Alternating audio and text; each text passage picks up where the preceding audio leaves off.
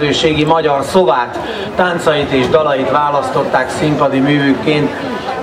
Maneszes Márton bácsi neve jut eszünkbe, aki nevezhetjük egész nyugodtan polihisztornak is, hiszen ugyanannyira szépen énekelt, mint ahogy táncolt, és mellette még ő volt a falunak a fodrásza is, hozzájárt minden férfi ember borotválásra, hajvágásra, és az asszonyok pedig olyan csodálatos, gyönyörű énekhangjukkal emelkednek ki a mezőségi falvak egyébként is nagyon gazdag énekkultúrájából, amely a ritkaság. Magyar Szováton, hogyha most gyorsan tennénk egy időutazást, akkor valószínűleg most is táncolnak a magyar szovátiak, úgy, ahogy azt őseiktől megtanulták. Ezt most itt Tiszavasváriban a Göbölyös Táncegyüttes bizonyítja, hogy igen, az a kötődés, az az összhang, amely Kis-Magyarország és a Nagy-Magyarország között található, ezt igenis fönt kell tartani, és bocsánat, nekünk a kötelességünk, hiszen a sors valahol bennünket ajándékozott meg egy kicsit könnyebb mindennapokkal.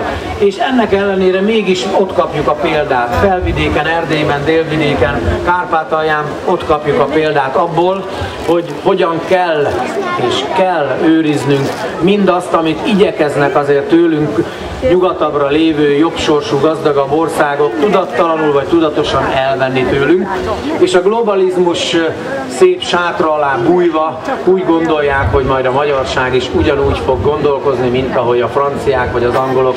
Nem fogunk úgy gondolkodni, nem is szeretnénk, elfogadjuk ezt a nehéz terhet, amit ez a közösség számunkra jelent, ez az én magánvéleményem, de itt a színpadon továbbra is azt fogjuk mutatni, és ott a sátrak alatt is, és ott kint Magyar Szováton, Tiszavasváriban, vagy Magyarbődön, vagy a Vajdaságban, hogy a magyarság mindig is össze fog tartani és megvédi örök értékeit, melyből első az ő tehetsége. Szívesen látjuk és várjuk a Göbölyös Táncegyüttes minden tagját a színpadon magyar szováti táncaival. De miközben ezt elmondtam, még kötelességem tájékoztatni önöket arról, hogy hamarosan nótacsokor kezdődik Sarkadi László és Bózsár Kati jóvoltából, majd teljes egészében elvarázsolódunk, vagy elkábulunk az LK Beat együttes retropartián. Fél egy tájban lehet ebben benne van egy fél órás csúszás, fél kettő táján Péter, Szabó Szilvia, a Nox együttes hajdani énekese szórakoztatja a Nox muzsikáját, kedvelőket. 14 órakor eredményhirdetése az Öhönforgatónak.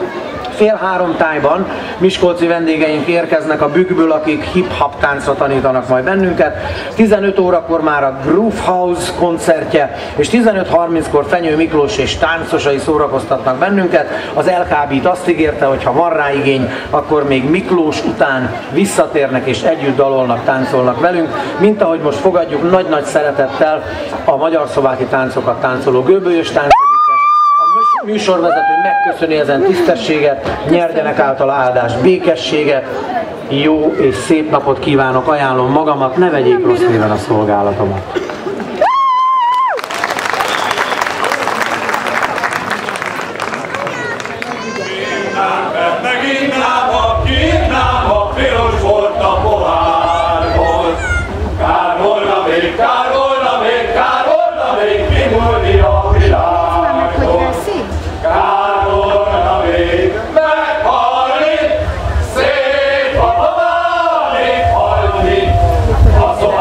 Falu végén